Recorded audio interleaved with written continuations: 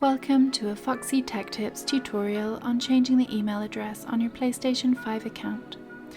If you find this video helpful, please consider subscribing to my channel and liking the video. From the dashboard of PS5, move to the top, and then go to the right until you get to Settings and open them.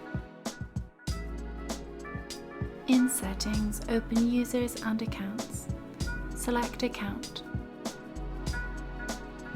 In Security Settings, select Sign In ID. This shows your current email address.